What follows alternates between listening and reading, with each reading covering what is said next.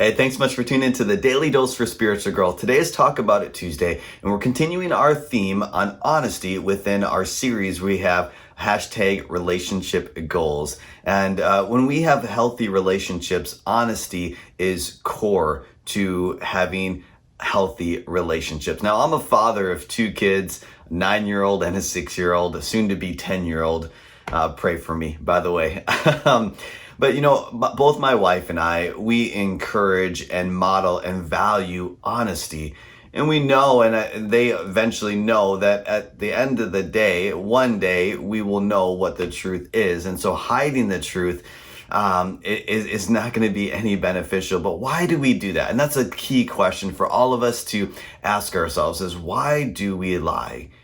Why do we withhold the truth? And a big thing that we feel that the motivation why I feel is that we want to either help the other person, or we don't want to expose ourselves, and we feel like we don't want to get in trouble, and so we withhold, or we beat around the bush, or we don't exactly tell the truth, or we don't even tell the truth at all. We try to hide it. At the end of the day, those lies are going to be soon exposed, just like what Scripture says here in Proverbs. And if we want to become wiser when it comes to our words, the book of Proverbs is filled with promises, and it's filled with what we should do and what we shouldn't do when it comes to our words. Listen to Proverbs chapter 12, verse 19. Truthful words stand the test of time, but lies are soon exposed.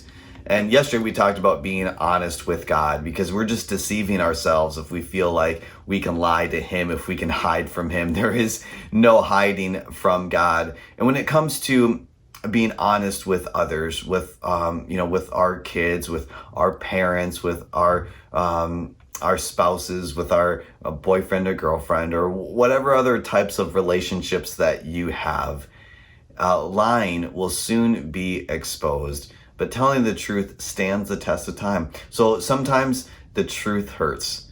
And this is where we have to be careful on how we communicate the truth. The Bible says to speak the truth in love. And so that's where wisdom comes in.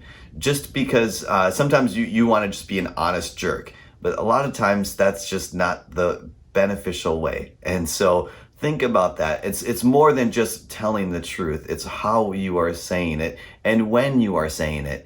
Communication, 10% of communication is verbal. The other 90% is all the other active listening and body language and eye contact and so many other variables with communication. But the verbal is 10%. And how you say it speaks more volumes to what you're actually saying. There was a time when Uriah and Malia, those are my kids, and they have this tone sometimes that, and I told them, when you use that tone, regardless of what you say, it's going to come across as negative. It's going to come across as controlling. It's going to come across as not beneficial, because it's hard to say things in that tone and receive it in a positive, corrective way. And so we talk about with our kids how we say things and when we say things. And so there's so many layers when it comes to honesty. But here's the thing.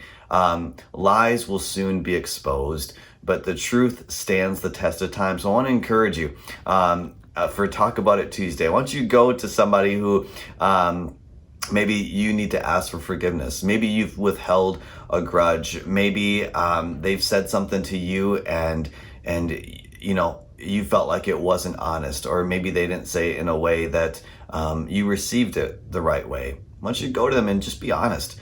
Be honest. Here's the thing. When you are honest with somebody, I would rather have that, because here's the thing. It doesn't change the way somebody thinks. I would rather know it. And so I want to encourage you to just be upfront and be honest. So think about that. Pray about it before you actually communicate that to whoever you're going to be talking to today, and allow God to use you as you are honest with others. Hey, thank you so much for tuning in. Make sure you tune in tomorrow for the Daily Dose for Spiritual Growth.